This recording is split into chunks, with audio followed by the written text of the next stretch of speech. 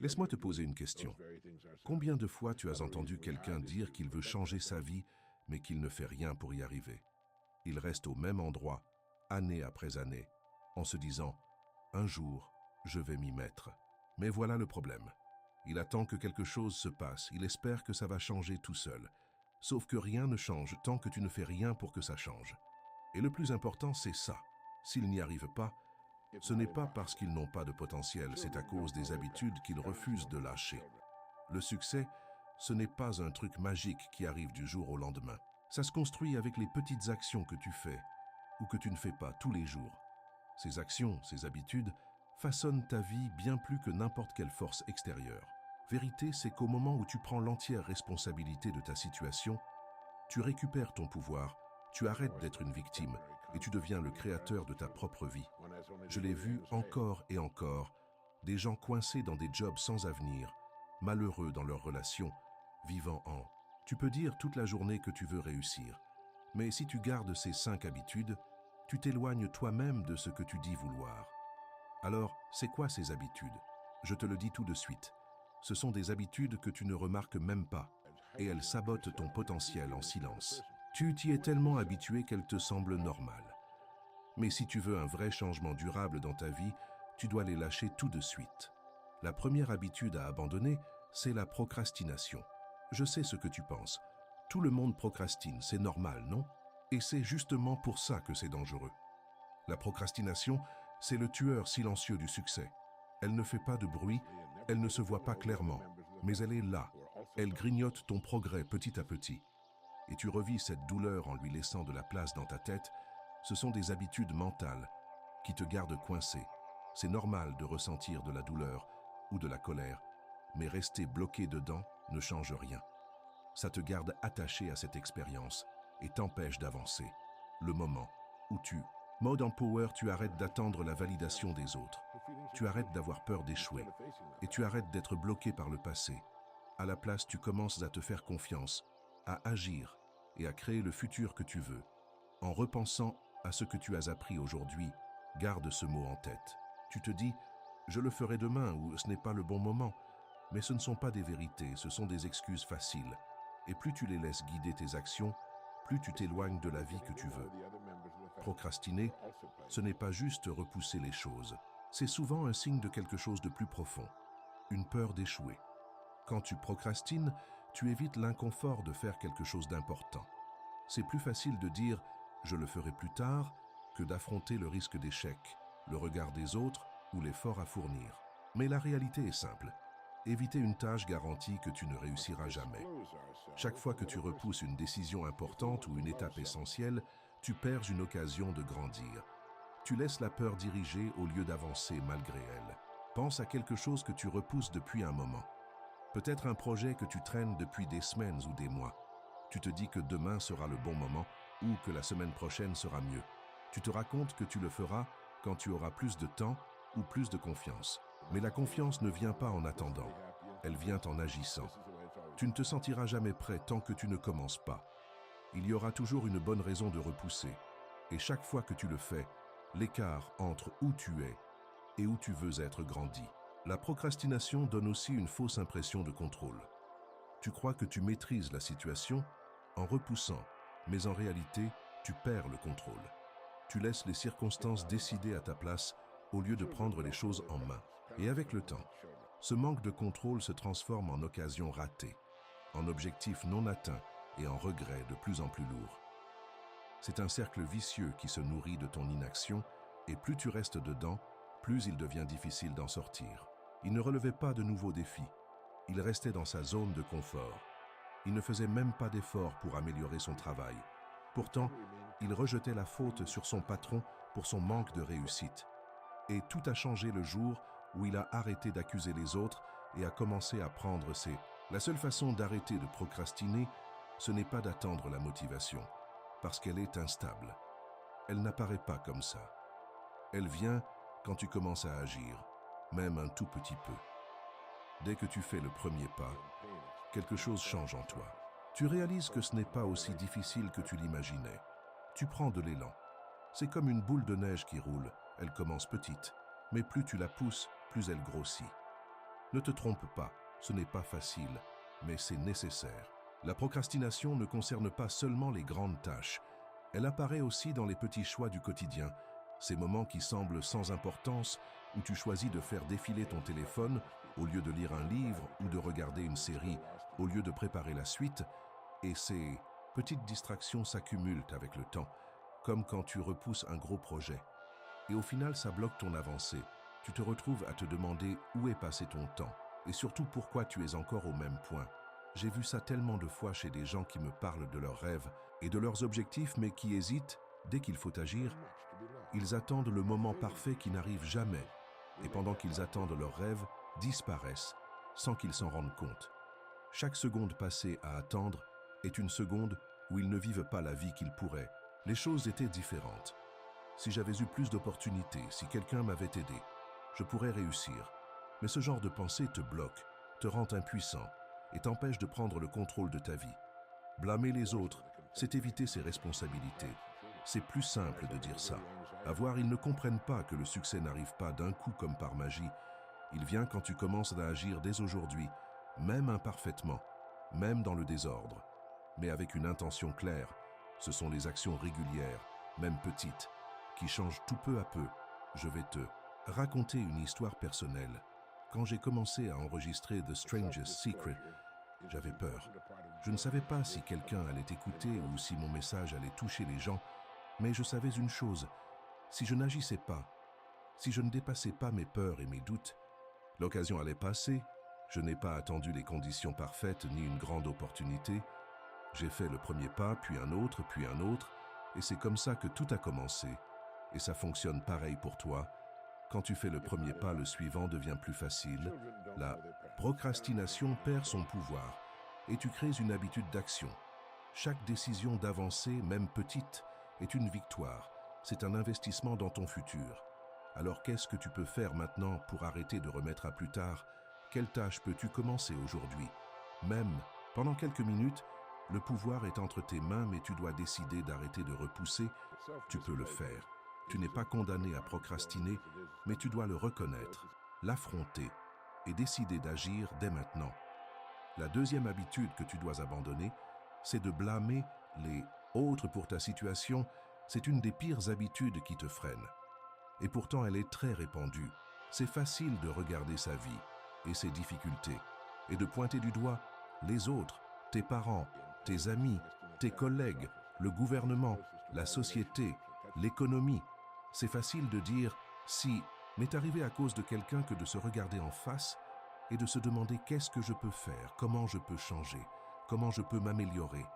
Quand tu blâmes les autres, tu abandonnes ton pouvoir. Tu dis que tu es victime des circonstances et que tu ne peux rien faire. Mais là, dessous de leur potentiel et blâmant toujours des facteurs extérieurs. Et la réalité, c'est qu'ils ne changeront jamais. Tant qu'ils continueront à blâmer les autres, la clé du succès et du changement, c'est de prendre ses responsabilités. Comprendre que, même si tu ne contrôles pas tout dans ta vie, tu contrôles totalement ta façon de réagir. Laisse-moi te donner un exemple. J'ai travaillé avec un homme qui blâmait constamment son patron pour son manque d'évolution dans sa carrière. À chaque fois qu'on parlait, il se plaignait sans arrêt que son patron ne l'appréciait pas, qu'il n'avait pas les chances qu'il méritait, qu'on lui refusait des promotions. Mais quand on regardait de plus près, on voyait qu'il ne faisait rien pour progresser. Il ne développait pas ses compétences, responsabilités en travaillant sur lui-même, en apprenant de nouvelles choses et en devenant plus utile. Sa carrière a décollé, mais ça a commencé quand il a arrêté de se dire que quelqu'un d'autre le freinait. Maintenant, tu te dis peut-être que certaines choses sont vraiment hors de ton contrôle et que des situations réelles te bloquent. Et c'est vrai, il y aura toujours des choses que tu ne peux pas contrôler comme la malchance, les échecs, l'injustice. Mais ce qui compte vraiment, c'est ta façon de réagir. Les gens qui réussissent ne perdent pas leur temps à se plaindre ou à se sentir victimes. Ils voient chaque difficulté comme une chance d'apprendre. Ils encaissent, ils apprennent et ils avancent. Ils savent que la réussite dépend de leurs actions, de leurs décisions et de leurs résultats. Même si la situation semble injuste, pense à quelqu'un comme Thomas Edison. Il a échoué énormément de fois avant d'inventer l'ampoule. S'il avait accusé les autres, ses professeurs, ses investisseurs ou ceux qui le prenaient pour un fou, il n'aurait jamais réussi. Mais il a pris ses responsabilités, il a assumé ses erreurs et il a continué jusqu'à trouver la solution. C'est exactement ce qu'il faut faire. Et c'est pareil pour d'autres personnes comme Oprah Winfrey, Steve Jobs ou J.K. Rowling. Ils ont tous vécu des moments très difficiles. Oprah a grandi dans la pauvreté et a subi des discriminations. Steve Jobs a été viré de sa propre entreprise. J.K. Rowling a été refusée par plusieurs éditeurs. Mais aucun d'eux n'a laissé ces situations décider de leur avenir. Ils n'ont pas passé leur temps à accuser les autres. Ils ont pris leurs responsabilités et ils ont continué à avancer. Ils savaient que leur réussite dépendait d'eux, pas des autres. Alors la vraie question c'est, comment arrêter de blâmer les autres et reprendre le contrôle de ta vie? Ça commence par un changement de mentalité. La prochaine fois que tu accuses quelqu'un ou quelque chose, arrête-toi et demande-toi ce que tu peux contrôler, comment tu peux réagir différemment et ce que tu peux faire pour t'améliorer. Cette question est puissante parce qu'elle te redonne le contrôle. Tu arrêtes d'attendre que les autres changent et tu passes à l'action. Mais ce n'est pas seulement une question d'état d'esprit. Il faut aussi agir concrètement. Si ton travail ne te plaît pas, ne blâme pas ton patron ou tes collègues, prends en main ton évolution. Cherche des opportunités, développe ton réseau, améliore tes compétences. Si tes relations ne vont pas bien, ne rejette pas la faute sur l'autre, regarde ton propre comportement et vois ce que tu peux changer. Prendre ses responsabilités, c'est aussi arrêter de se voir comme une victime et refuser de laisser les circonstances définir qui tu es. Peu importe ta situation actuelle, tu peux changer les choses, que ce soit des problèmes d'argent, de santé ou des difficultés personnelles. Si tu prends tes responsabilités, tu peux avancer. Mais si tu continues à accuser les autres, tu resteras bloqué et rien ne changera. Alors pose-toi cette question aujourd'hui. De quoi est-ce que je peux prendre la responsabilité dans ma vie maintenant? Quelles excuses j'utilise pour éviter d'agir? Le moment où tu arrêtes d'accuser les autres et où tu prends tes responsabilités, tu ouvres la porte de ton propre succès. Le pouvoir a toujours été en toi, il suffit de le prendre. La troisième habitude que tu dois laisser tomber, c'est vivre avec la peur d'échouer. Celle-là, elle fait vraiment des dégâts et elle bloque plus de gens que tout le reste. C'est une barrière silencieuse entre ta vie actuelle et celle que tu pourrais avoir. Expériences passées, leurs erreurs et leurs échecs décidés de leur vie aujourd'hui. Imagine quelqu'un qui a échoué avant, peut-être dans un projet, une relation ou un objectif personnel. S'il continue à se concentrer sur cet échec, il se raconte une histoire comme « je ne suis pas assez bon » ou « je ne… ». La peur de l'échec, c'est une des raisons principales pour lesquelles les gens n'agissent pas, ne poursuivent pas leurs rêves et n'atteignent pas leur potentiel. C'est la peur d'avoir l'air ridicule, d'être jugé, de ne pas être à la hauteur. Mais si je te disais que l'échec n'est pas ton ennemi, et si je te disais que c'est en réalité ton meilleur professeur, ta ressource la plus précieuse pour réussir, dis-moi, combien de fois tu as hésité à essayer quelque chose par peur d'échouer? Moi aussi, ça m'est arrivé, comme à tout le monde. C'est normal d'avoir peur, ça fait partie de la nature humaine. Mais ce que beaucoup ne voient pas, c'est que cette peur les enferme. C'est la peur de l'inconnu, de sortir de sa zone de confort, d'être rejeté. Alors ils se retiennent, ils jouent à la sécurité. Ils restent dans ce qui est confortable, même si ça les étouffe et les empêche d'avancer. Mais retiens bien ça, le confort est l'ennemi de la progression et du succès. La peur d'échouer paralyse. Elle t'empêche de prendre les risques nécessaires pour accomplir quelque chose de grand. Tu as peur de te planter, d'être jugé, de décevoir. Mais la vérité, c'est que toutes les personnes qui réussissent ont échoué à un moment donné. Toutes, sans exception. L'échec ne veut pas dire que tu dois abandonner. Ça veut dire que tu repousses tes limites. Ça veut dire que tu essaies quelque chose de nouveau. L'échec n'est pas définitif, sauf si tu le décides. C'est une leçon, une étape, une occasion de faire mieux. Mais tant que tu en as peur, tu ne pourras pas grandir. Je te partage une expérience personnelle. Quand j'ai lancé The Strangest Secret, je ne savais pas si quelqu'un allait écouter, ni si le message allait toucher les gens. C'était un gros risque, et j'avais peur. Et si ça ne plaisait pas? Et si on me prenait pour un fou? Mais j'avais un choix à faire, rester bloqué par la peur ou avancer malgré tout. J'ai choisi d'avancer, et ça a changé ma vie. La vérité, c'est que quand tu arrêtes d'avoir peur d'échouer, tu commences à voir des opportunités partout. Tu acceptes l'inconnu, tu prends des risques, et ce sont ces risques qui t'emmènent loin. Mais si tu laisses la peur décider, tu évites les opportunités, tu évites les risques, tu évites l'échec, et en évitant l'échec, tu évites aussi la réussite. Le chemin vers le succès n'est jamais droit. Il est rempli d'obstacles, de doutes et d'échecs. Mais ce sont ces moments qui te construisent, qui te rendent plus fort et plus résistant. Tu te demandes peut-être comment dépasser cette peur d'échouer. Et la réponse est simple. Tu commences par de petits pas. Tu acceptes que l'échec n'est pas une fin, mais juste une étape du chemin. Chaque fois que tu affrontes une peur, tu gagnes en confiance. Chaque fois que tu prends un risque, Les personnes qui réussissent n'étaient pas sans peur, elles doutaient aussi. Mais elles n'ont pas laissé cette peur les arrêter. Elles ont agi, elles ont échoué, elles ont appris et elles ont continué. C'est un cycle et l'échec en fait partie. Plus vite tu l'acceptes, plus vite tu commenceras à voir des résultats. Grandis, alors fais ce premier pas. Commence petit si tu veux, mais commence. Fais quelque chose qui te fait peur. Prends un risque, expose-toi. Et quand tu échoues, parce que oui, ça arrivera, ne te rabaisse pas. Apprends de ça. Demande-toi ce que tu peux améliorer la prochaine fois, puis relève-toi et recommence. C'est comme ça que le succès se construit. Mais le plus important, c'est d'arrêter de laisser la peur diriger tes décisions. Arrête de la laisser t'empêcher d'agir. Tu n'as pas besoin d'être sans peur, mais tu dois être assez courageux pour avancer malgré elle. Le succès ne vient pas du fait d'éviter l'échec, il vient du fait d'échouer et de continuer quand même. Alors la prochaine fois que la peur revient, rappelle-toi que l'échec n'est pas la fin. C'est une leçon, une occasion de grandir. Et plus tu échoues, plus tu te rapproches de la réussite. Souviens-toi que tu n'atteindras jamais ton plein potentiel si tu as peur d'échouer. La peur fait partie du processus. C'est un signe que tu es sur la bonne voie. Alors, accepte-la. Ne la laisse pas te bloquer. Avance dans l'inconnu. Prends ce risque. Et sache qu'à chaque échec, tu te rapproches de la vie dont tu rêves. Donc, la quatrième habitude que tu dois abandonner, c'est le besoin constant d'approbation des autres. Et ça touche beaucoup de monde, parce que c'est un combat quotidien souvent inconscient. On vit dans un monde où la validation est devenue une sorte de monnaie. On cherche sans arrêt l'approbation des amis, de la famille, des réseaux sociaux et même d'inconnus. Et le problème, c'est que tant que tu cherches cette approbation, tu donnes ton pouvoir aux autres. Tu laisses leurs opinions décider de tes actions, de tes choix et même de ta valeur. Et dans ce cas, tu ne vis pas selon tes règles, mais selon les attentes des autres. La vérité, c'est que chercher constamment l'approbation est épuisant. Ça prend ton énergie mentale et émotionnelle. Ça crée de l'insécurité parce que tu n'es jamais sûr de faire le bon choix. Ça te garde dans un cycle de doute et de dépendance.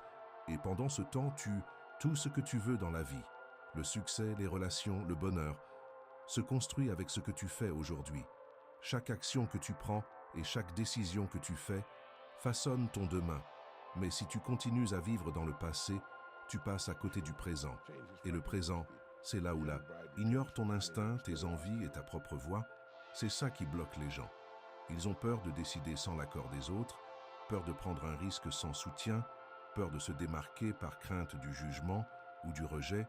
Mais dès que tu arrêtes de chercher l'approbation, tu commences à vivre vraiment.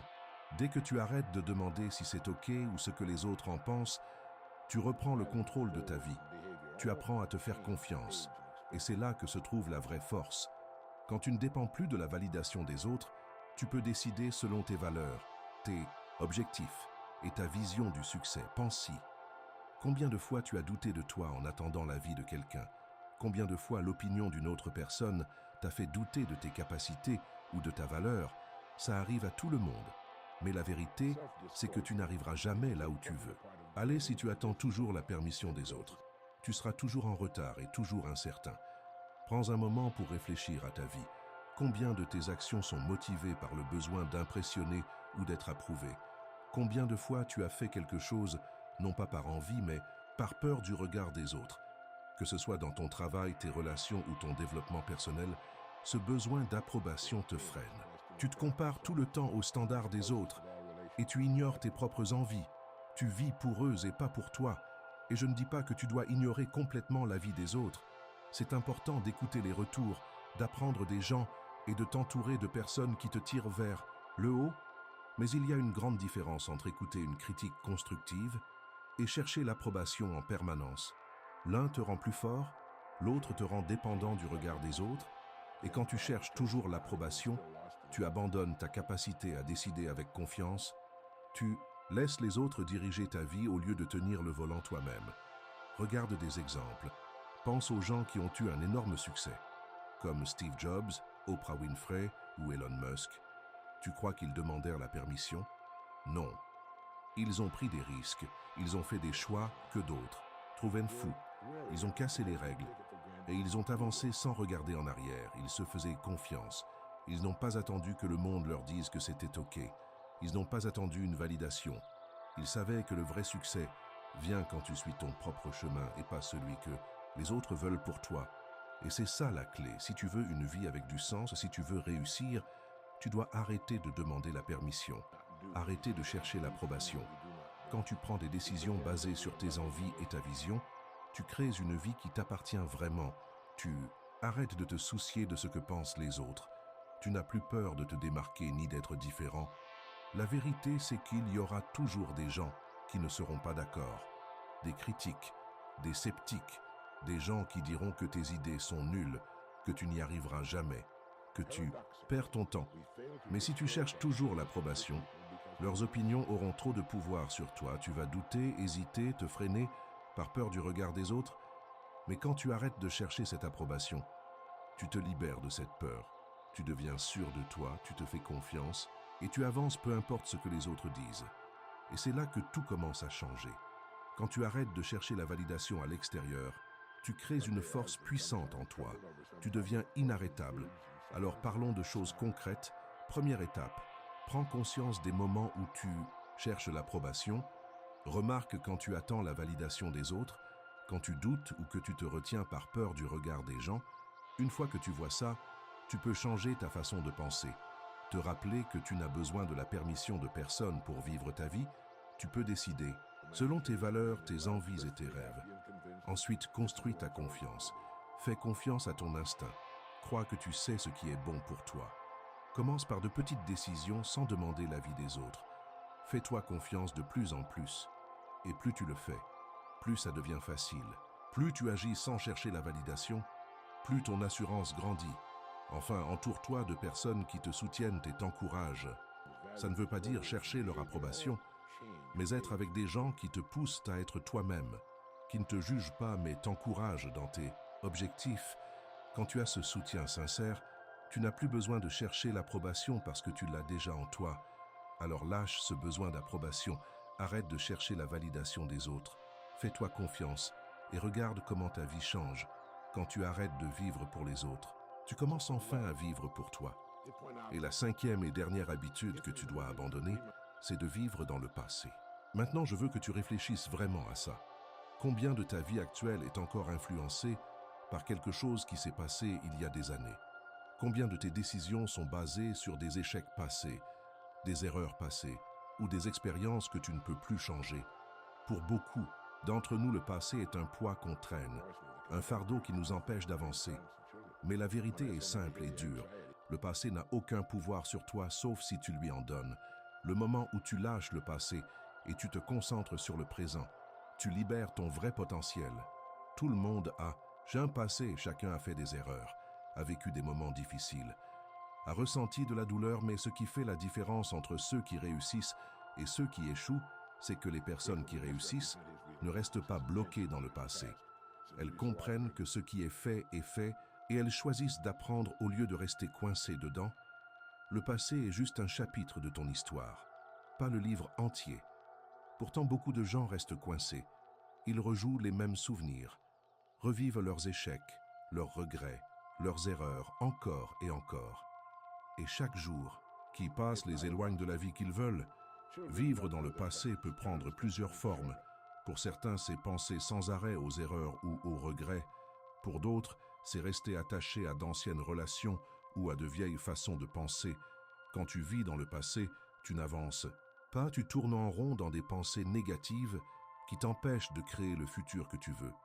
C'est comme conduire une voiture en regardant toujours dans le rétroviseur.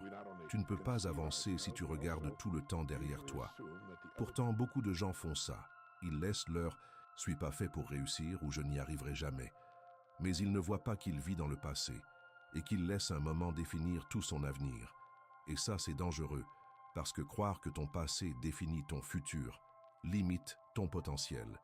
Tu arrêtes de prendre des risques et de croire que les choses peuvent changer. La clé, c'est que l'échec n'est pas final. Une erreur ne définit pas qui tu es. C'est juste une leçon, une étape du processus. Le moment où tu comprends ça, tu te libères du passé et tu t'autorises à avancer et à recommencer. Mais tant que tu continues à regarder derrière toi, tu n'iras jamais là où tu veux aller. Vivre dans le passé peut aussi vouloir dire garder de la rancune ou des conflits non réglés. Combien de personnes restent en colère pour quelque chose qui s'est passé il y a des années? Combien de fois tu repenses à quelqu'un ou à une situation qui t'a fait mal? Choisis de pardonner, tu reprends ton pouvoir et ta liberté. Pense à quelqu'un qui a vécu longtemps dans une situation difficile et qui décide quand même d'avancer au lieu de rester dans la colère.